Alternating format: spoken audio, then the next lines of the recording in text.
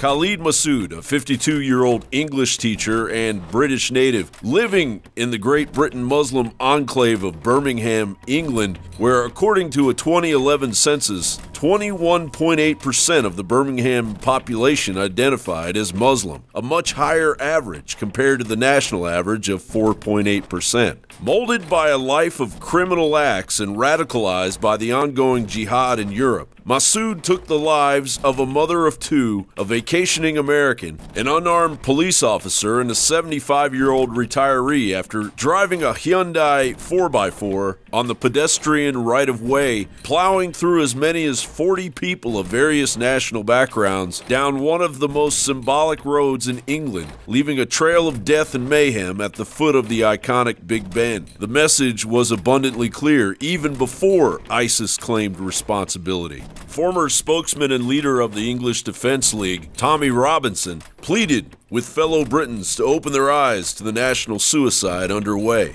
We've had 12 suspected terrorist attacks planned last year. If they would have been successful, you'd have seen shopping centres, you'd have seen aeroplanes, you'd have seen nightclubs, you'd have seen a war zone on our streets, similar to this, every single month.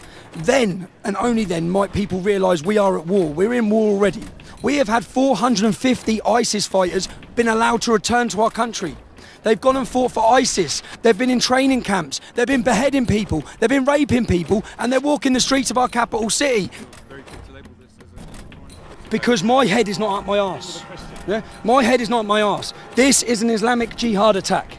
The man that done this would have either been radicalised in a prison or he would have been radicalised on the streets of the UK with full knowledge of our government and our security services.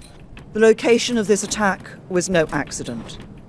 The terrorists chose to strike at the heart of our capital city, where people of all nationalities, religions and cultures come together to celebrate the values of liberty, democracy and freedom of speech.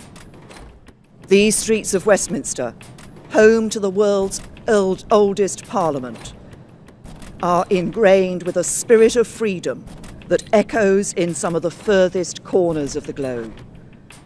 And the values our parliament represents: democracy, freedom, human rights, the rule of law, command the admiration and respect of free people everywhere.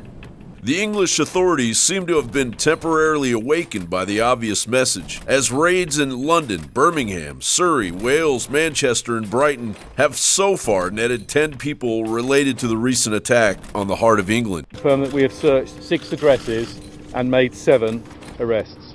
The inquiries in Birmingham, London, and other parts of the country are continuing.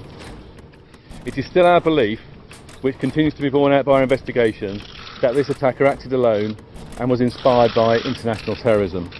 The larger question here is, what kind of global culture do we really live in, where Silicon Valley elite sociopaths flood our media landscape with their version of reality, while technocratic billionaires plan a dystopian future where our children are replaced by robots, where war hawks place the common citizen in the theater of war for dubious reasons, and where a psychopathic ideology is protected while openly professing a message of death to its host. Just how stupid are we to allow this war against us, the cannon fodder of the globalists and the enemies of Islam, to continue? John Bound for Infowars.com.